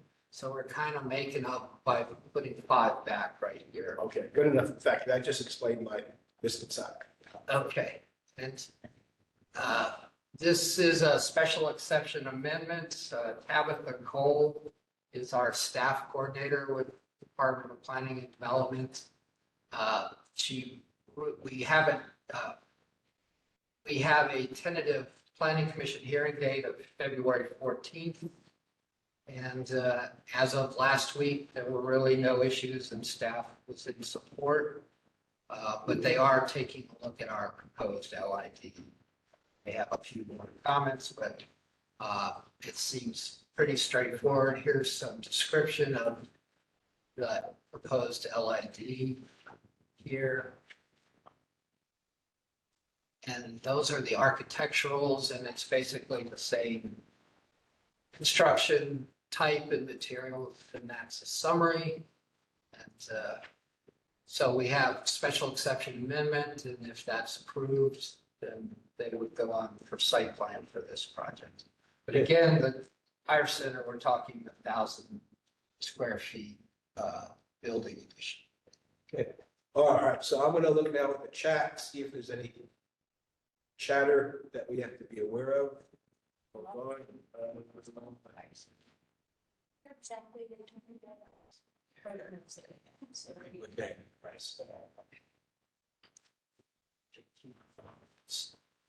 So I wasn't sure we just kind of flipped around.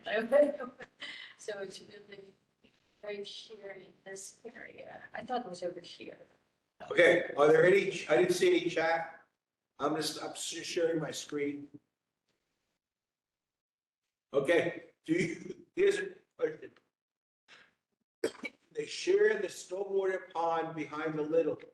That was never really got cleaned up with little. Are you gonna use that pond or a different pond? I think our stormwater management all drains to the south of this site. Okay, so you drain to the south. That's considerable distance away. Well, The libel. right. Any other questions? Okay, are you looking for us to give you? Yeah, that would be wonderful. Okay, good. I don't think there'll be any changes. I just have a quick question. for the layman, what is bioretention? It's just a filtering practice. It helps Oh. improve soil and vegetation. It's good for nutrient removal and phosphorus. What they're required to do is treat the water where it runs off the It site. contains and treats, so Yeah. reduce the runoff and waste stuff that comes off the product and question. Does anybody have any objections to what we see today? Those people in the, on the virtual, if you have an objection, just indicate so. If not, you can say no objections, like Jim Neighbors has done. So, all right, so typically, subject to the staff report, positive. And if there is a negative indication, we expect you to come back to us so that we can talk to you about the negative report. Okay, I have seen no objections. Any objections here? I just want to ask a quick. Go ahead, question. please. So just from this slide, so you can see the water source here. Does that go into Cub Run? Does anybody know? Is this a tributary that runs into Cub Run? Or, so the water source is here. It goes probably to the Bull Run. Schneider's Creek, Schneider's Branch. Schneider's Branch is right, goes right through the property. Okay. Okay. So that is over by that. It does eventually go to Cub Run. Okay. The bioretention is to protect. Yeah. That's With that in mind, go forth and expand to the Costco. Thank you. Go forth and change the tires. All right, I'm going to share the Firefox one more time.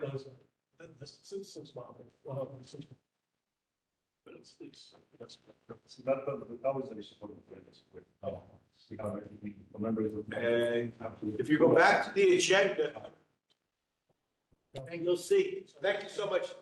We have, as you might have heard, the Chantilly Premier Data Center Supervisor Kathy Smith reports that the applicant has requested deferral in January, which was after the election. So that might have been the reason why she asked for the deferral.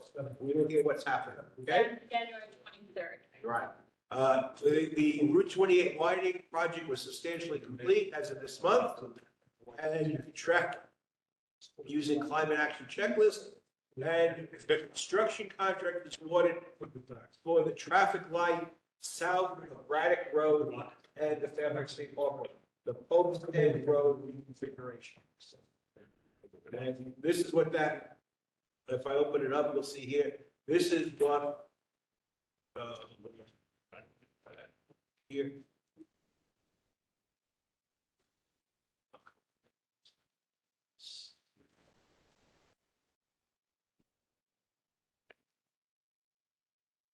Here is an example of what the intersection will look like if you were going north. You have the Pope's End Road, traffic circle to the west, another traffic circle to the north, and the traffic circle here. There's a Patriot Park, and eventually Shirley Gate Road will continue from Fairfax City down to the Parkway, and this is the way it will go through, as you can see here with the arrow. And so they're trying to avoid these lights and have traffic circles. Roads. Okay? What did you say? That's Braddock Road? No, Braddock Road is to the north, where it says to Reston. Here's where Braddock Road is up here. And then you come down, and this is the first traffic light south of Braddock Road. Pope's End Road. Which is where the traffic always backs up, going south, going north. So they're gonna get rid of the intersection and create two, roundabouts. The roundabout to go east, as you can see here, I think there'll be a road going this way, but otherwise, you're gonna go up, make a U-turn, make a turn, turn that way.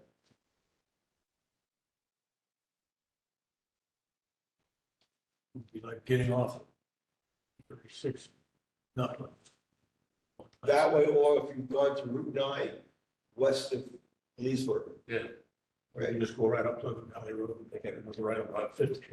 Yeah, okay, so that's just for information purposes. Going back to the agenda, we're planning to have MWA talk about Dulles Airport updates Next month, that may not happen depending on their schedule. That's what we're trying to aim for. And right now in December, we have no activities yet. That doesn't mean we won't because things happen like that. If I can't get those, what else should I look for next month? Police, fire department type of situation? Yeah, Yeah, so, yeah, I guess, in the news lately, I guess you're all hearing, we're all hearing. Yeah, they're complaining about the noise at the airport. They want to build more housing in the approach. And, Dulles wants to expand. I mean, perfect storm. Well, we knew that was happening.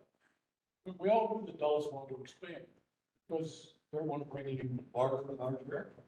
Well, And they want to bring in more water. Well, yeah. They want to bring in cargo. Cargo. That was one of the things that was more concerning to me because those being overnight flights, Yeah. you know, coming I'm there. in, Right now, late okay. and loud.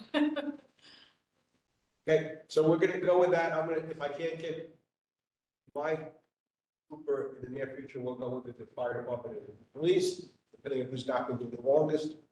And with that, if some of you have looked, this last month's election, I did a review from 2019 to 2023 this year. And some supervisors did a lot better. In reality, the only ones who did better when they were, for example, Drainsville had John Faust, who retired. His replacement, getting him in his votes, is John Faustin. And in the case of Pam Gross, and we replaced him, got more votes than she did, 2019 to 2023. The person who ran against Pat Harity got fewer votes by 4,000 compared to the person who ran against Pat Harity in 2019, who only lost by 4 votes. So Harity did a good job, and I think Kathy went from 63% to 60% of the vote. She's dropping on the last 4 sessions. Okay. Well, yeah, she didn't win in Sully, in the Stonecroft, Bull Run, or Virginia Run. Yeah, the West. She lost in the precinct. Yeah, the whole western south region. And some of us will have a new congressperson come next year. Because of medical conditions, is not able to serve another term. And there have been 5 people who have announced to serve: Dan Elba, Jennifer Boysko, David Reed, all of them who are current members of the state legislature, all trying to, I guess it's lucky for them, since it's an even year, it doesn't, doesn't cause them to have to not run for the local election. They're all incumbents, they can run for this over the state. All right. With that in mind, thank you for all for coming. We appreciate that. Keep us informed. And remember, if your organization hasn't voted this year, please make it happen. Thank you. With that, I'm going to cancel the meeting. Thank you, Lewis. Thank you, Jim Neighbors. Thank you, Jim Hart. And thank you, Colin. Colin, who are you? Why don't you speak and tell us who you are? Unmute yourself.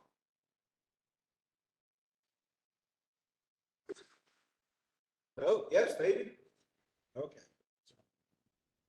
With that in mind, goodbye, everybody.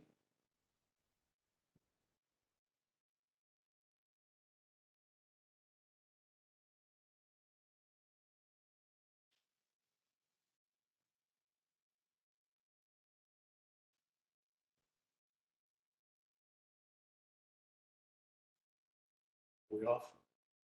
We're off to the races. I'm trying to get off. Last time you and I talked, you indicated that there's a check that needs to be sent to the Federation. Yeah, $40. Did you get a $50 check deposited? Yes. Okay. So check to see which organization that came from.